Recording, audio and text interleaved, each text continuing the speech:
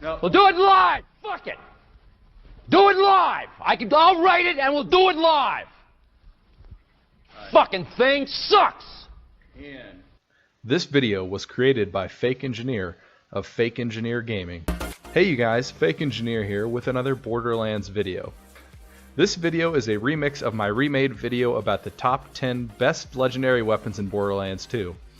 I've already made this video a couple of times, and although nothing in the game has changed, I still have to make some content.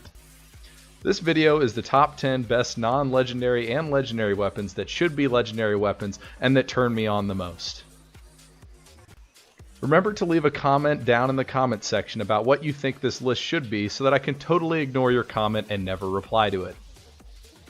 So let's get this list started off at number 10. At number 10 is the Infinity. Easily the best pistol in the game, very good on high level 0 builds, and an all-around reliable weapon. As you know, its special effect is a bullet pattern that forms a sideways 8, and that coupled with its large mag size makes you a player not to be messed with when you have one of these bad boys. You can get the Infinity from Doc Mercy and Three Horns Valley, and the farm is very much worth it. At number 9 is the Grog Nozzle. The Grog Nozzle is a mission reward that you can get from completing Rackaholics Anonymous. It is the highest healing Moxie weapon of any in the game, and a staple for nearly every build in the game. It also has a special drunk effect that can be used to shred certain raid bosses, among other things, when weapon swapping while drunk. Grog Herald swapping is a necessary thing to gain health back easily, and the Grog changed the way players get health back in Borderlands. At number 7 is the Wanderlust. The Wanderlust can be picked up from any chubby enemy in the game and is well worth the farm. The Wanderlust has one of the most interesting effects out of all the guns in the entire game. It is essentially a dart that seeks out enemy targets, so no need for aiming with this weapon. This weapon is very helpful on some Krieg builds with stacking Bloodlust, as you can shoot your weapon before enemies arrive and gain Bloodlust as they spawn in. Gage can also use the Wanderlust in pair with an Anarchy build to deal damage without ever having to see the enemy. A deeply underrated weapon and one of my favorites. At number 6 is the Dust. The Dust is easily the best map in all of Borderlands 2 when you're talking about loot. There are many weapons of which you can farm for, and of course the options for tubbies. The Lyuda is one of the best, if not the best, sniper in the game, and you can get that from Gettle. You also have the option to get the Slaga from the Hodunks, which is a heavily underrated SMG and one of the best slagging guns in the game. Then of course there's the Hammerbuster, the Varuk, the Nukem, and the Gwen's Head, all of which are respectable guns. When you throw in that it's one of the best maps for tubbies, it just makes it all that much better. At number 5 is the Norfleet.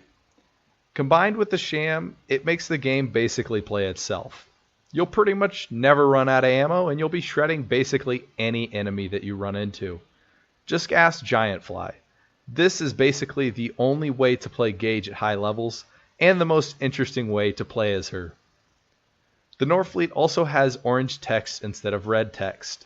Don't ask me what relevance that has because I have no idea, but it exists. Get it from Hyperius or that other invincible that sucks. At number 4 is Moxies vibrapulse. So this gun is a mission reward from the end of the game in true Vault Hunter mode. It's a healing weapon that does a lot of damage, so yeah, it's kind of amazing.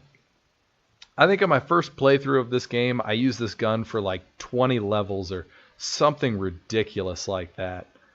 I think I had this weapon in the same spot in another list, so we'll keep it at the same spot here in this one as well.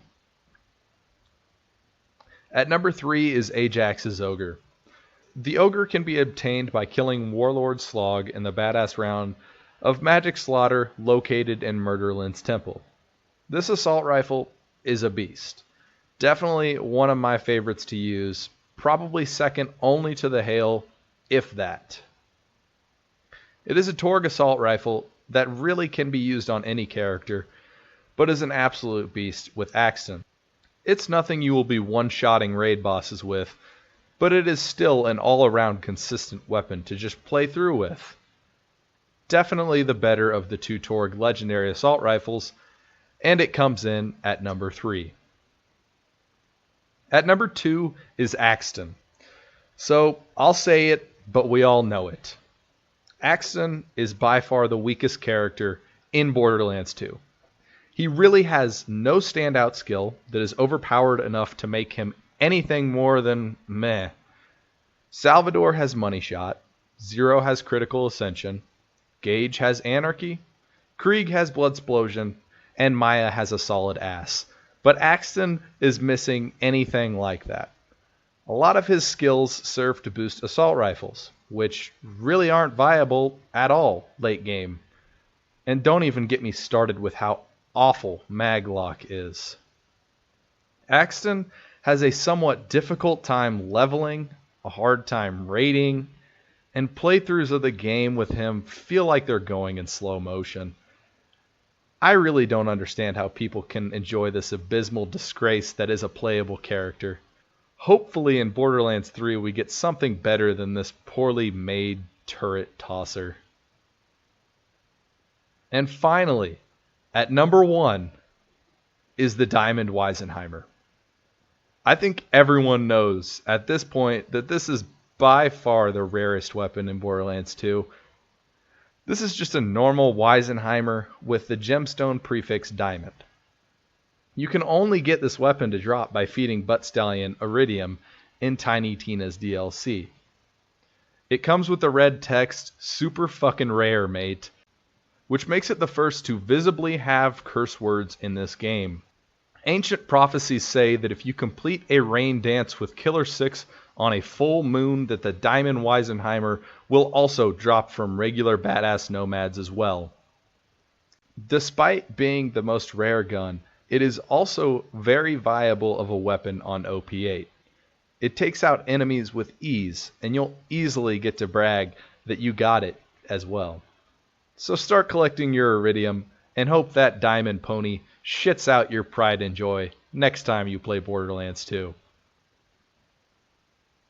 So that finishes up this list of top 10 reasons Borderlands 3 needs to be revealed at E3.